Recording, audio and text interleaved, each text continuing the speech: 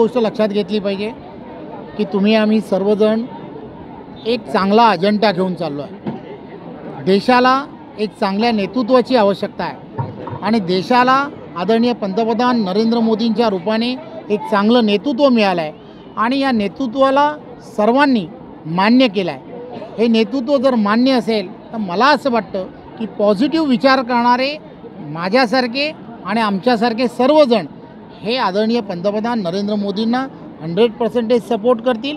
या संदर्भातले निर्णय जे आहेत ते निर्णय वरिष्ठ मंडळी घेत असतात, परंतु खालच्या लेवलवरती आम्ही सर्वजण अनेक वर्ष विकासाचा अजेंडा घेऊन चाललो आहे।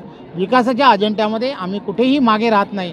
त्यामुळे सामान्य जनता जी आहे ती सामान्य जनता ती त्या दिशेनेच जाईल। पंतप्रधान नरेंद्र मोदींना पुन्हा एकदा पंतप्रधान बनवण्याच्या दिशेने जायचं। विकास कामं जेव्हा करत असतो तेव्हा आम्ही नेहमीच एकत्र असतो, कारण शेवटी ते सरकार आहेत, मी इथला स्थानिक लोकप्रतिनिधी आहे। मी केलेल्या विनंतीला किंवा मी केलेल्या पाठपुराव्याला त्यांनी निधी दिल्यावर अर्थातच तेही लोक उपस्थित राहणार, तिथे मीही असणार आहे। त्यामुळे त्याच्यात वेगळ्या दृष्टीने बघायचं काही कारण नाही आहे। राहिला विषय हा जो पक्षाचं काही धोरण आहे ते धोरण आमचे मान्य राजसाहेब ठरवतात, त्यामुळे नाही ते रवींद्र चव्हाण ठरवू शकत किंवा मी ठरवू शकत। या गोष्टी त्यांच्या वरच्या लेवलला जातात। मला वाटतं तेही त्याच अर्थाचं बोलले, काही गोष्टी आमची वरिष्ठ ठरवतील, परंतु इथे स्थानिक पातळीवर आम्ही नक्की एकमेकांसोबत असतो हे मान्य करायला काही हरकत नाही।